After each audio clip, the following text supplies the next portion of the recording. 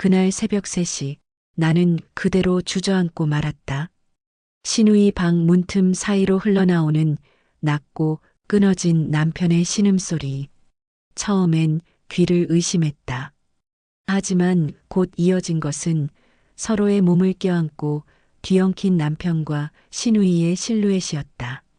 흐릿한 불빛 아래 살과 살이 맞닿아 미묘하게 흔들리는 그림자는 너무나도 현실적이었다. 마치 꿈결 속 장면을 억지로 눈앞에서 틀어놓은 것처럼 도망칠 수도 눈을 감을 수도 없었다.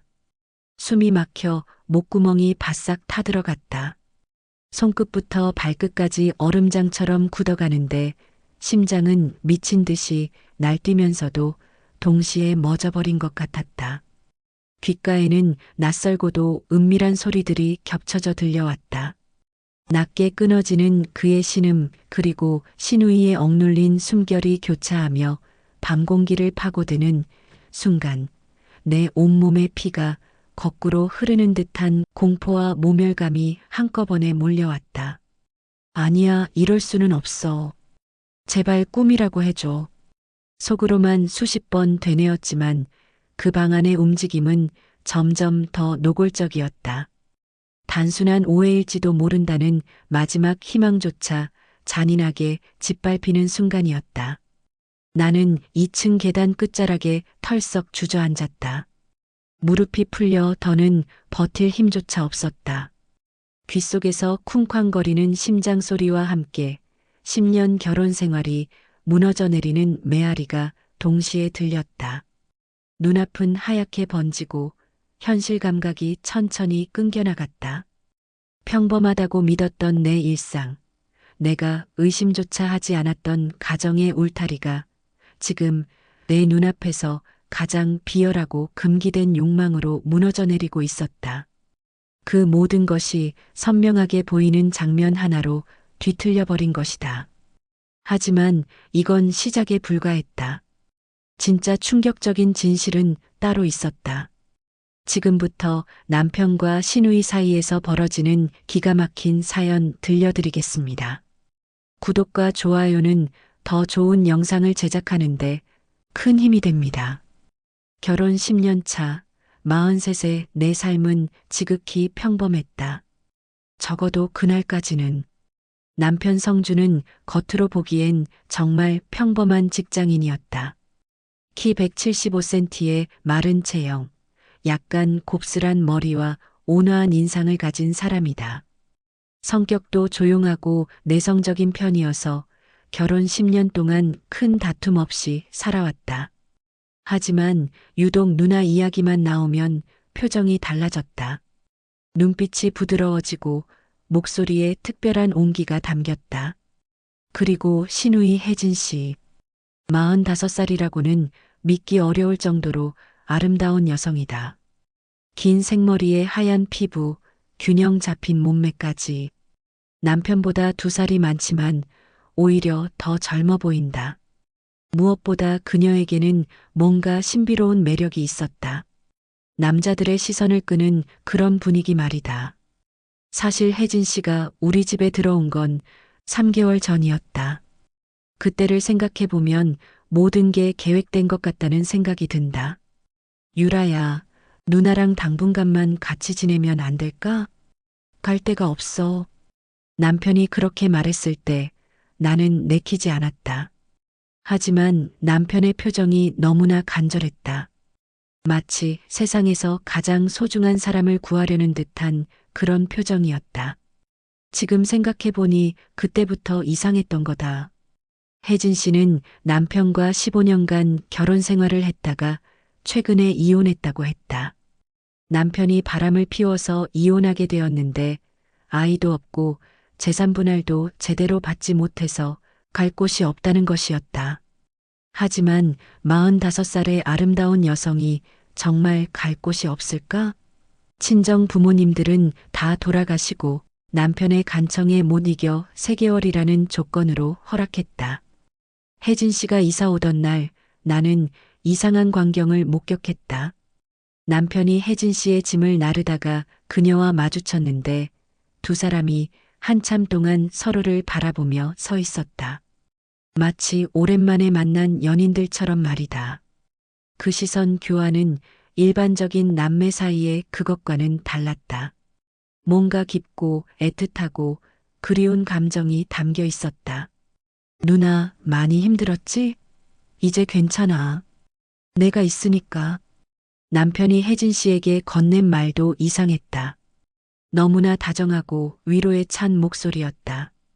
내가 힘들어할 때도 들어본 적 없는 그런 온화한 톤이었다. 고마워, 성준아. 내가 아니었으면 정말 어떻게 됐을지. 혜진 씨도 남편을 바라보는 눈빛이 특별했다. 감사함을 넘어선 뭔가 더 깊은 감정이 담겨 있었다. 그런데 혜진 씨가 집에 들어온 첫날부터 남편의 태도가 완전히 달라졌다. 평소보다 이 시간이나 일찍 퇴근해 오고 혜진 씨와 이야기할 때는 얼굴이 환하게 밝아지는 거였다. 마치 오랜 연인을 다시 만난 사람처럼. 그렇게 애틋해 보일 수가 없었다. 그리고 두 사람만의 특별한 분위기가 있었다. 내가 없는 사이에 무슨 대화를 나누는지 왠지 모르게 친밀하고 은밀한 기운이 감돌았다.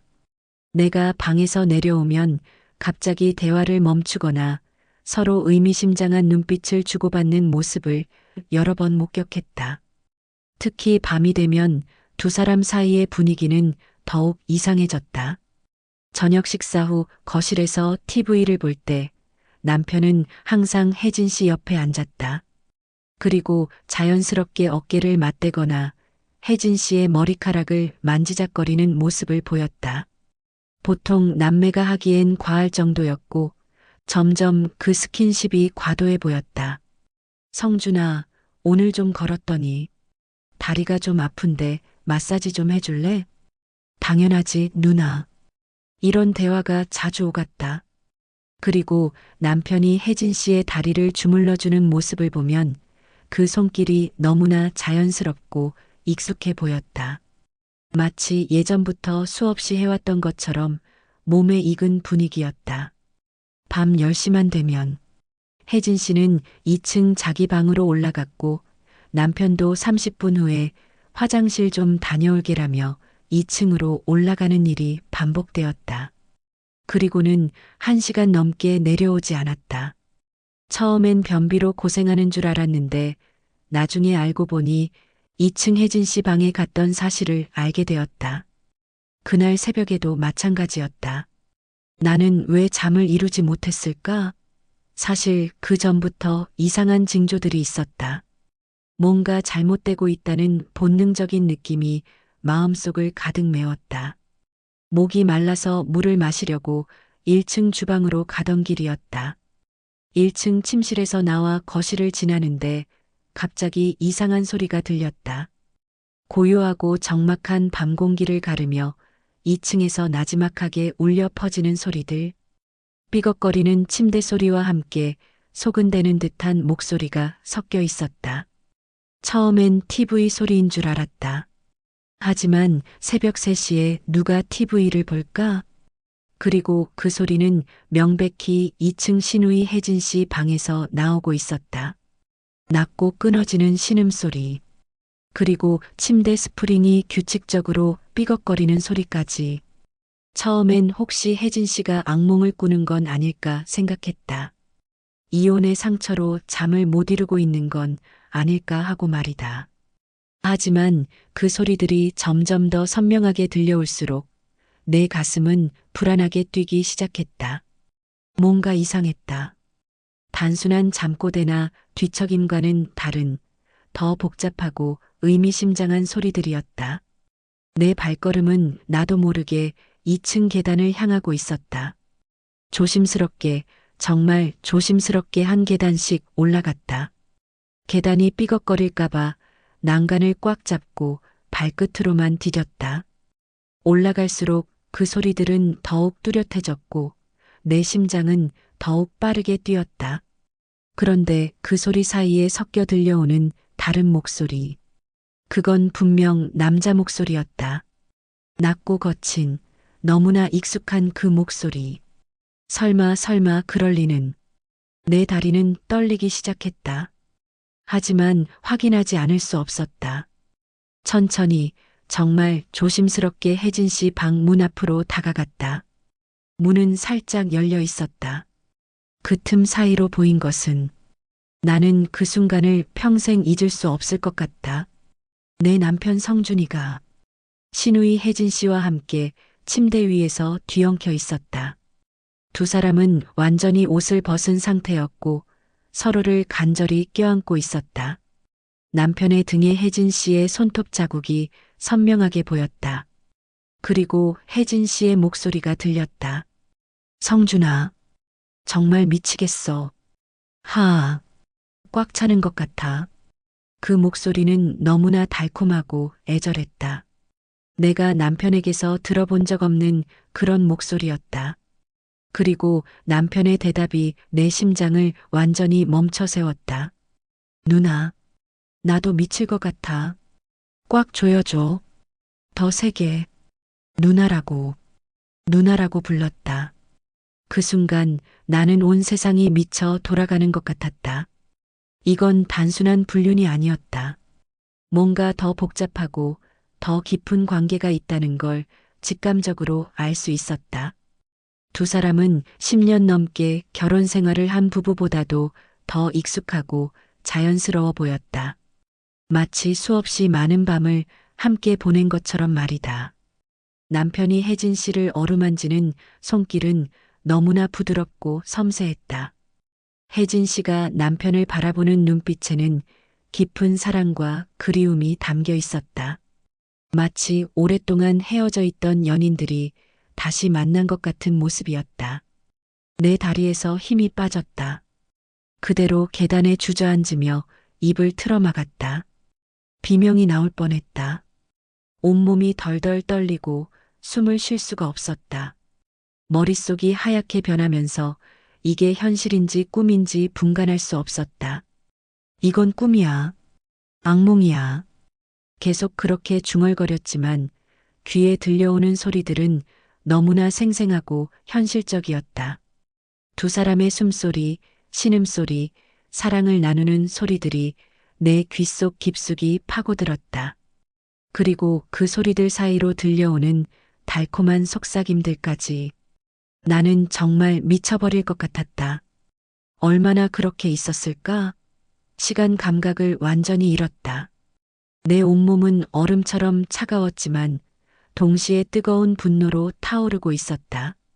배신감, 절망감, 그리고 말로 표현할 수 없는 상실감이 한꺼번에 밀려왔다. 나는 조용히 자리에서 일어났다. 더 이상 들을 수 없었다. 발걸음을 최대한 죽이며 1층으로 내려가 방으로 돌아왔다. 침대에 누워서도 잠이 올 리 없었다. 머릿속에는 온통 방금 본 그 장면들만 맴돌고 있었다. 그런데 이 모든 일의 시작은 정말 상상도 못했던 곳에 있었다. 그 새벽 이후 내 일상은 완전히 달라졌다. 입술 끝까지 차올랐던 진실을 말하지 못했다. 아니, 말할 수가 없었다. 너무나도 무섭고 두려웠다. 남편과 혜진에게 본 것을 고백하는 순간 내 삶 전체가 산산조각 부서질 것만 같았다. 지금까지 쌓아온 가정, 결혼, 평범한 일상, 그 모든 것들이 한순간에 허물어지는 광경이 떠올라 나는 입을 다물 수밖에 없었다.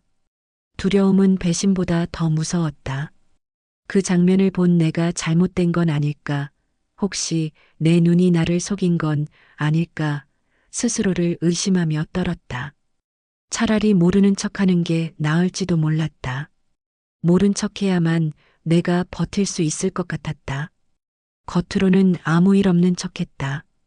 아침에 남편에게 커피를 내어주고 혜진 씨에게 잘 주무셨어요? 라고 인사하고 저녁에는 세 명이 함께 식탁에 앉아 밥을 먹었다. 하지만 내 속은 매일매일 썩어 들어가고 있었다. 남편이 혜진 씨를 바라보는 눈빛, 그녀가 남편에게 건네는 미소, 두 사람이 나누는 의미심장한 침묵들. 모든 것이 달리 보였다. 내가 얼마나 바보 같았는지, 얼마나 오랫동안 속아왔는지가 점점 선명해졌다. 가장 견디기 힘든 건 밤이었다. 남편이 내 옆에서 잠든 척하며 뒤척이다가 조용히 일어나 2층으로 올라가는 소리. 그리고 한두 시간 후 돌아와서는 아무렇지 않게 내 옆에 누워 코를 고는 모습. 나는 그 모든 걸 알면서도 모른 척해야 했다. 유라야, 괜찮아? 요즘 얼굴이 많이 상했는데. 어느 날 아침 남편이 걱정하는 척 물었다. 거울을 보니 정말 말이 아니었다. 눈 밑에 다크서클이 짙게 깔리고 뺨은 푸석해져 있었다. 10년을 함께 산 남편이 나를 속이며 다른 여자와 그것도 가족인 시누이와 사랑을 나누는데 내가 온전할 리 있겠나? 아니에요. 그냥 좀 피곤해서 요즘 일찍 자는 것 같은데? 남편의 목소리에는 미묘한 안도감이 섞여 있었다. 내가 일찍 잠들어야 자신이 자유로워질 수 있다는 걸 알고 있었기 때문이다.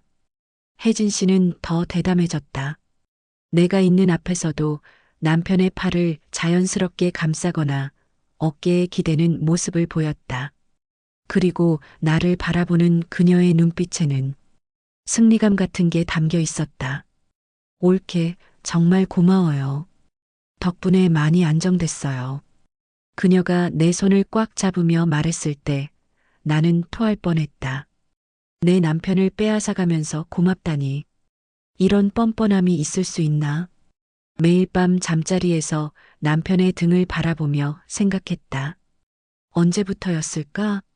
언제부터 우리가 이렇게 멀어진 걸까?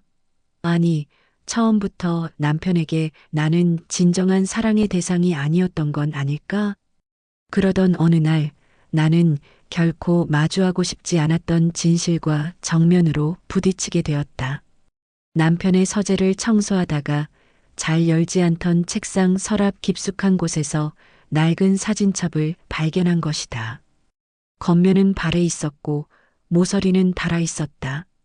먼지가 켜켜이 쌓여 있어 한눈에도 오랫동안 아무도 손대지 않은 물건임을 알 수 있었다. 처음에는 그저 오래된 가족 사진첩인 줄 알았다. 하지만 호기심에 첫 장을 펼치는 순간 내 심장은 쿵 하고 내려앉았다. 사진 속에는 20대 초반으로 보이는 성준이와 혜진이 있었다. 두 사람은 해맑게 웃으며 서로의 손을 꼭 잡고 있었다. 또 다른 장에서는 서로를 바라보며 고개를 살짝 기울이고 있었는데 그 시선은 분명 연인의 것이었다. 마지막에는 입술이 닿아 있었다. 부드럽지만 명확한 사랑하는 사람들만이 나눌 수 있는 그 모습. 나는 그 자리에서 숨조차 멈춘 듯 얼어붙었다. 남매 사이에서 결코 나올 수 없는 장면들. 이것은 단순한 추억 사진이 아니었다. 페이지를 넘길수록 두 사람의 웃음은 더 짙어졌고 거리는 더 가까워졌다. 사진이 아니라 칼날 같았다. 내 가슴을 한 장 한 장 베어내며 깊숙이 파고들었다. 사진 뒷면에는 날짜가 적혀 있었다. 우리가 결혼하기 5년 전, 심지어 내가 성준을 만나기도 한참 전의 기록이었다. 그들은 이미 오래전부터 은밀하게 서로의 세상이었던 것이었다. 마지막 장에는 편지들이 끼워져 있었다. 누렇게 바랜 봉투, 손때 묻은 글씨. 떨리는 손으로 편지를 펼치자 또렷한 글씨체가 내 눈을 찔렀다. 성준아, 오늘도 내 생각에 잠 못 이뤘어.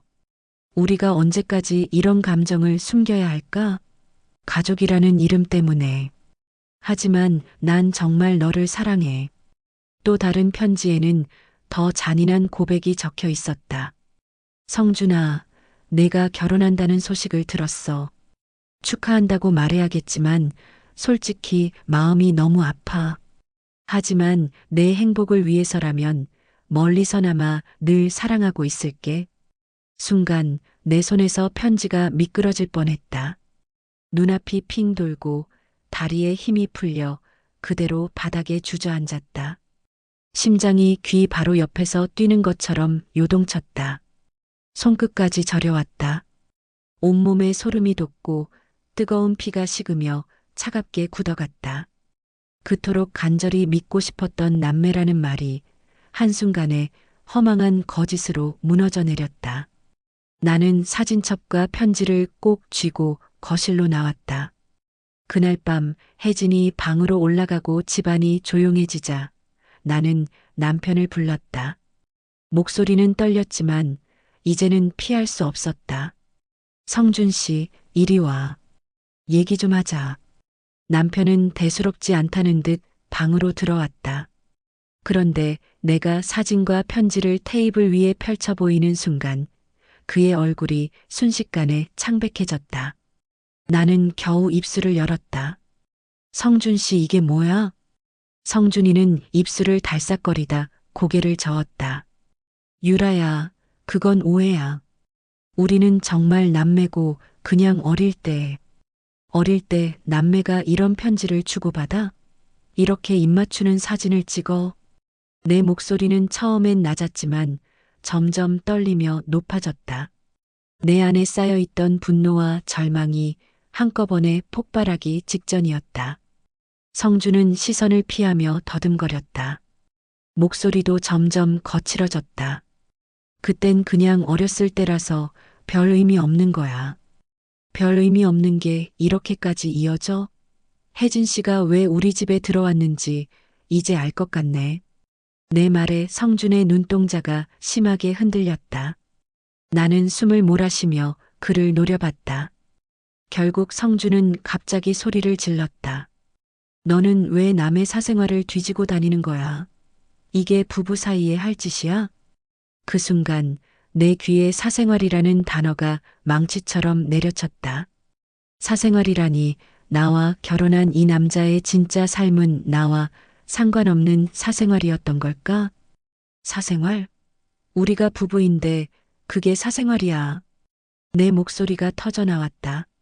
목이 갈라지고 눈앞이 뿌옇게 흐려졌다. 성준이는 더 이상 내 눈을 마주치지 않았다. 얼굴을 일그러뜨리며 방문을 벌컥 열고 나갔다. 문이 쾅 닫히는 소리에 벽이 울렸다. 나는 그 자리에 무너져 앉았다. 숨이 막히고 온몸이 떨렸다. 가슴 속에서 끓어오르는 분노와 배신감이 내 몸을 갈갈이 찢어놓는 것 같았다. 그날 밤 나는 한순간도 눈을 감지 못했다. 천장을 바라보며 뜨겁게 눈물을 흘렸다. 남편은 돌아오지 않았다. 그는 분명 2층 혜진의 방에 있었을 것이다. 어둠 속에서 나의 10년 결혼 생활은 그렇게 산산조각이 났다. 다음 날 아침 남편이 출근하자마자 나는 거실에 앉아 있었다. 손끝이 바늘처럼 떨렸다. 더는 미룰 수 없었다. 모든 걸 밝혀내야만 했다. 언니, 앉으세요. 내 목소리는 낮고 차가웠다. 테이블 위에는 사진과 편지가 그대로 놓여 있었다. 혜진이 계단을 내려오다 그 광경을 보자 순간 얼굴이 굳었다. 하지만 이내 태어난 척 미소를 지으며 의자에 앉았다. 그녀의 손끝이 살짝 떨리고 있는 걸 나는 놓치지 않았다. 나는 정면을 응시하며 물었다. 이게 뭔지 설명해 주세요. 성준이랑 언니가 정말 남매 사이인가요? 혜진은 처음엔 눈썹조차 움직이지 않았다. 아무 일 아니라는 듯 억지로 고개를 저었다. 옳게, 그게 뭐가 이상해요? 옛날 사진이잖아요. 어릴 때 그냥 찍은 거지. 하지만 나는 조용히 하나의 편지를 그녀 쪽으로 밀었다. 그럼 이건요? 편지 속 글씨가 그녀 앞에 드러나자 혜진의 눈빛이 흔들렸다. 짧은 순간이었지만 그 파동은 분명했다. 나는 그녀를 똑바로 바라봤다. 내 눈빛 속에서 더 이상 도망칠 수 없다는 걸 그녀도 알았을 것이다. 혜진은 결국 시선을 피하며 깊은 숨을 내쉬었다. 후, 어깨가 무겁게 내려앉았다. 태어나던 표정이 무너져 내리더니 체념한 듯 고개를 숙였다. 유라야, 정말 미안해. 그 목소리는 낮고 떨렸다. 그동안 당당했던 그녀와는 전혀 다른 모습이었다. 잠시 말을 잇지 못한 혜진은 손을 맞잡고 손가락을 비비작거리며 망설였다. 마치 어디서부터 고백해야 할지 갈피를 잡지 못하는 사람처럼. 한참 후 그녀는 힘겹게 입을 열었다. 성준이는 우리 친남매가 아니야. 내가 12살 때 우리 집으로 들어온 아이였거든. 입양하였어. 피 한 방울 섞이지 않은 완전한 남이었어. 그 순간 내 머릿속이 쿵 하고 울렸다. 입양아? 그럼 정말 남매가 아니었다는 건가? 그 말은 곧 지금까지 내가 붙잡아왔던 남매 사이일 리 없다는 의심이 사실이었다는 뜻이었다. 혜진은 시선을 들어올리지 못한 채 말을 이었다. 성준이가 20살이 됐을 때부터 우리 사이가 달라졌어. 나는 22살이었고 처음엔 나도 잘못된 감정이라고 생각했어. 가족이라고 믿으려 했는데 시간이 갈수록 서로를 그냥 남매로만 볼 수가 없었어. 그녀의 목소리가 점점 작아졌다. 고백이라기보다 죄의식에 짓눌린 속삭임 같았다. 성준이가 너와 결혼한다는 소식을 들었을 때 정말 가슴이 찢어지는 줄 알았어. 그래도 그때는 그 사람을 위해, 너를 위해 떠나야 한다고 생각했어. 성준이도 나를 잊으려고 했을 거야. 너와 가정을 이루려 애쓴 거야. 하지만 결국 우리는 서로를 잊지 못했어. 나는 숨을 고르지 못했다. 숨이 목에서 걸려 나오지 않았다. 혜진의 말 하나하나가 내 귓가에 비수처럼 꽂혔다. 내가 이혼하고 이 집에 들어온 것도 사실은 핑계였어. 민수를 다시 만나고 싶었어. 15년 동안은 참았는데 더는 못 참겠더라. 그녀의 눈가가 붉어졌다. 눈물이 맺혔지만 이상하게도 내 가슴은 조금도 흔들리지 않았다. 오히려 그 눈물이 역겨웠다. 나는 단호히 속으로 중얼거렸다. 동정하지 마. 절대 동정하지 마.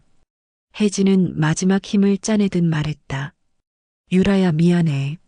하지만 우리도 이런 감정을 어쩔 수가 없었어. 죄라는 걸 알면서도 서로를 놓을 수가 없었어. 순간 방 안은 무겁게 가라앉았다. 벽시계 초침 소리마저 잔인하게 크게 들렸다. 내 심장은 미친 듯이 뛰었지만 몸은 돌처럼 굳어버렸다. 나는 아무 대답도 할 수 없었다. 목이 메어 단 한마디도 나오지 않았다. 그 침묵 속에서 10년이라는 결혼 생활이 산산조각 무너져 내리는 소리가 또렷이 들리는 듯했다. 나는 더 이상 이 자리를 견딜 수 없었다. 벌떡 일어나 방으로 뛰어가 짐을 싸기 시작했다. 손이 너무 떨려서 옷들이 제대로 접히지 않았다. 통장과 몇 벌의 옷만 가방에 쑤셔 넣었다. 눈물이 뚝뚝 떨어졌지만 닦을 겨를도 없었다. 집을 나서며 뒤돌아보니 혜진이 2층 창가에서 내려다보고 있었다. 그 표정에는 미안함보다는 어떤 안도감이 섞여 있는 것 같았다. 갈 곳이 없었다. 친구 수연이에게 전화를 걸었지만 해외여행 중이라는 자동응답만 들렸다. 다른 친구들에게는 어떻게 이 상황을 설명해야 할지 막막했다. 친정으로도 갈 수 없었다. 연세 많은 부모님께 이런 얘기를 하면 상상만 해도 가슴이 미어졌다. 결국 시내 구석진 모텔에 방을 잡았다. 낡은 간판에 깜빡거리는 형광등, 삐걱거리는 계단. 하지만 지금의 나에게는 이런 곳이 어울렸다. 편의점에서 소주 한 병을 사왔다. 방에 돌아와 투명한 술잔을 바라보며 씁쓸한 미소를 지었다. 첫 모금이 목을 타고 내려가며 쓴맛을 남겼다. 하지만 가슴 깊은 곳의 아픔에 비하면 아무것도 아니었다. 10년이라는 세월이 과연 무엇이었을까? 창가에 기대 앉아 밤하늘을 올려다봤다. 별 하나 없는 어둠이 내 마음을 그대로 반영하고 있었다. 그동안 내가 쌓아온 것들이 한순간에 모래성처럼 무너져 내렸다. 정성스럽게 차려준 아침 식사들, 늦은 밤 기다리며 켜둔 현관 불빛들, 그 모든 것들이 허상이었던 것일까? 소주잔을 천천히 기울이며 생각에 잠겼다. 43의 나이에 이렇게 공허함과 마주하게 될 줄 몰랐다. 핸드폰 화면이 깜빡이며 남편의 이름을 보여주었지만 나는 조용히 전원을 껐다. 이제 어느 길로 향해야 할까? 혼잣말이 고요한 방 안에 스며들었다. 하지만 이상하게도 마음 한구석에서는 묘한 해방감이 느껴졌다. 진실을 마주한 이상, 더 이상 자신을 속이며 살 필요는 없으니까. 사흘이 흘렀다. 낡은 모텔의 좁은 창 너머로 아침이 여러 번 밝았다가 졌다. 나는 그 세 날 동안 거의 아무것도 하지 않았다. 다만 앉아 있었다. 앉아서 내 안에 쌓여있던 10년의 시간을 천천히 해체했다. 웃음소리와 설거지 물소리, 겨울마다 꺼내던 회색 목도리, 생일 케이크의 초, 아무렇지 않게 지나갔던 사소한 장면들이 파노라마처럼 흘렀다. 그 모든 것 위로 문틈 사이에서 보았던 그 밤의 장면이 덮쳐왔다. 기억은 파도가 아니라 쇳덩이였다. 한 번 부딪힐 때마다 가슴이 둔탁하게 울렸다. 그럼에도 나는 이상하게 고요했다. 분노의 끝을 지나면 고요가 온다는 사실을 처음 알았다. 누군가의 죄를 붙들고 온몸으로 흔들던 손이 힘이 빠지면 남는 건 나 자신뿐이었다. 그 고요 속에서 나는 오래 묻어두었던 질문과 마주했다. 나는 무엇을 붙들고 살았던 걸까? 사랑이었나 아니면 내가 만든 이야기였나? 대답은 간단했다. 이제 그만이었다. 나는 결심했다. 이혼하겠다고. 결심은 의외로 가벼웠다. 무너지는 건 한순간이었지만 떠나는 건 오랜 망설임의 끝이었다. 핸드폰을 들고 짧은 문장을 보냈다. 집에 가겠다. 할 말이 있다. 현관 앞에 섰을 때 나는 깊게 숨을 들이마셨다. 낯익은 비밀번호를 누르는 손끝이 잠깐 떨렸다. 문이 열렸다. 거실에 둘이 앉아 있었다. 그들의 눈빛은 어색했고 공기에는 말하지 못한 말들이 잔뜩 걸려 있었다. 나는 그 공기를 더럽히고 싶지 않았다. 설명과 변명, 울음과 고함은 이미 사흘 동안 내 안에서 충분히 소모되었다. 나는 가방에서 서류 한 장을 꺼내 테이블 중앙에 곱게 내려놓았다. 사일란이 빈 채로 기다리고 있는 이혼 서류였다. 종이 모서리가 테이블 나뭇결을 살짝 눌렀다. 그 작은 눌림이 10년의 결정을 대변해 주는 것 같았다. 유라야. 그가 이름을 불렀다. 그 목소리는 수없이 들었지만 그 순간만큼은 낯설었다. 나는 고개를 저었다. 설명하지 마. 설명이 필요한 건 이미 끝난 거야. 말이 입술을 지나가는 동안 속이 조금 뜨거워졌다. 울고 싶지 않았다. 울음은 종종 상대를 안심시킨다. 아직 붙잡을 구석이 있구나 하고 오늘의 나는 누구에게도 안심을 주고 싶지 않았다. 나는 시선을 들어 혜진을 보았다. 그녀의 표정에는 미안함과 안도의 묘한 비율이 섞여 있었다. 오래 숨을 참던 사람이 마침내 숨을 들이마신 얼굴. 그 얼굴을 보고서야 이상하게 마음이 가벼워졌다. 각자의 자리로 돌아갈 시간이라고 누군가 조용히 말해주는 것 같았다. 나는 준비해둔 가방을 들었다. 집안 곳곳에 내 손길이 남아 있었다. 소파 팔걸이의 미세한 얼룩, 식탁 아래 밀려든 의자 발. 떠날 때는 늘 이런 사소한 것들이 더 크게 보인다. 나는 싱크대에 놓인 유리컵을 하나 물로 헹궜다. 아무도 부탁하지 않았지만 마지막으로 내가 할 수 있는 정리였다. 현관에 서서 한 번 더 집안을 둘러봤다. 결혼 사진이 걸린 벽이 눈에 띄었다. 사진 속 우리는 웃고 있었다. 그 웃음이 허망해서가 아니라 그때의 웃음이 진짜였을지도 모른다는 생각 때문에 울컥했다. 사랑이 거짓이었다고 말하는 건 쉽다. 하지만 내가 사랑한 시간까지 부정하고 싶지는 않았다. 그건 내 몫의 진심이었으니까. 문을 닫고 나왔을 때 바람이 불었다. 계절이 바뀌는 소리였다. 발걸음은 무거웠지만 마음은 이상하리만큼 단단했다. 택시 창밖으로 도시가 미끄러졌다. 사람들은 각자의 하루를 살고 있었다. 슬픔이 내 세계의 전부인 것 같아도 세상은 여전히 제 속도로 흘렀다. 그 사실이 잔인하면서도 위로가 되었다. 나는 특별히 불행한 존재가 아니었다. 그저 한 사람의 계절이 지나가는 중일 뿐. 기차역 대합실의 의자는 차갑고 넓었다. 표를 기다리는 동안 나는 손가락에서 반지를 돌렸다. 작은 금속이 피부에 남긴 얇은 흉터가 있었다. 반지는 문득 약속의 증거가 아니라 생존의 도구처럼 느껴졌다. 나는 천천히 반지를 빼서 주머니에 넣었다. 버리지 않았다. 버리는 건 쉬워서 종종 너무 빠르다. 언젠가 내가 견딜 수 있을 때 적당한 인사를 건네며 보내주기로 했다. 기차에 올랐을 때 자리는 창가였다. 유리창에 비친 내 얼굴은 도망치는 사람 같지 않았다. 다만 오래도록 버티던 사람이었다. 풍경이 뒤로 밀렸다. 논밭 사이를 가르는 둔탁한 선들, 간헐적으로 나타나는 마을의 불빛, 건널목에서 기다리는 자동차의 흰 눈. 세상이 뒤로 멀어질수록 내 안의 소음이 줄었다. 마음속에서 누군가 무겁게 문을 닫고 나가는 소리가 들렸다. 그리고 그 다음 아주 가느다란 호흡, 그것은 내 안에서 흘러나온 것이었다. 그리고 그 숨결은 고요 속에서 규칙적으로 이어졌다. 나는 부모님을 생각했다. 어떻게 말해야 할까? 애써 꾸미지 않기로 했다. 사실 그대로 말하면 된다. 나는 떠났고 다시 시작할 것이다. 그건 실패가 아니라 선택이라고 내가 먼저 믿어보기로 했다.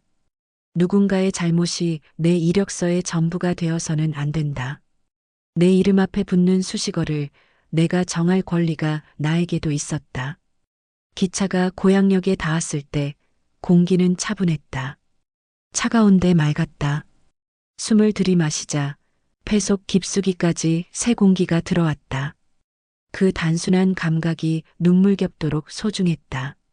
살아있다는 느낌은 거창한 계획에서 오는 게 아니라 이렇게 마시는 한 모금의 공기에서, 밤에 스스로 끄는 스탠드 불빛에서, 혼자 먹는 따뜻한 국물 한 숟가락에서 오는 것인지도 몰랐다. 역사를 걸어 나오며 핸드폰을 확인했다. 읽지 않은 메시지들이 몇 개 있었다. 변명과 부탁, 그리고 침묵. 나는 그 어떤 것에도 답하지 않았다. 오늘의 침묵은 도망이 아니라 선택이었다. 말로 끝낼 수 없는 것들이 있다. 그럴 땐 걸음을 옮기는 것이 답이다. 나는 마음속으로 작은 의식을 치렀다. 잘 있었다, 유라. 수고했다, 유라. 이제 시작하자, 유라. 스스로에게 건네는 인사치고는 좀 과한가 싶었지만 그 과함이 필요했다. 나를 지탱해줄 첫 번째 목소리는 남의 입에서 나오지 않으니까. 숙소로 향하는 길, 가로수의 그림자가 인도 위에 길게 누워 있었다. 그 그림자를 밟아 지나가며 문득 깨달았다.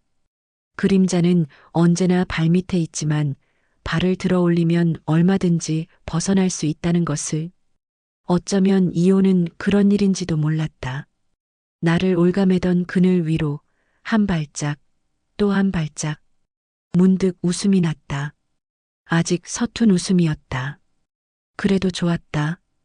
웃음이 낯설다는 사실 자체가 되돌아갈 곳이 아니라 앞으로 갈 곳이 있다는 증거로 느껴졌으니까. 이제부터의 삶은 아마 더 느리고 더 조용할 것이다. 대신 그것은 내 이름으로 쓰일 것이다. 남의 욕망이나 두려움이 아니라 나의 기호와 나의 속도로 나는 오늘 나에게로 돌아왔다. 여러분이라면 어떻게 하시겠습니까? 10년의 배신을 눈앞에서 확인한 뒤에도 끝없는 질문과 설명 속에 머무르시겠습니까? 아니면 나처럼 조용히 문을 닫고 자신의 이름으로 다시 시작하시겠습니까? 사랑이라는 이름으로 포장된 상처, 여러분은 용서하시겠습니까? 떠나시겠습니까? 여러분들의 생각을 댓글로 남겨주세요. 오늘도 끝까지 시청해 주셔서 감사합니다. 지금까지 사연별 책부록이었습니다.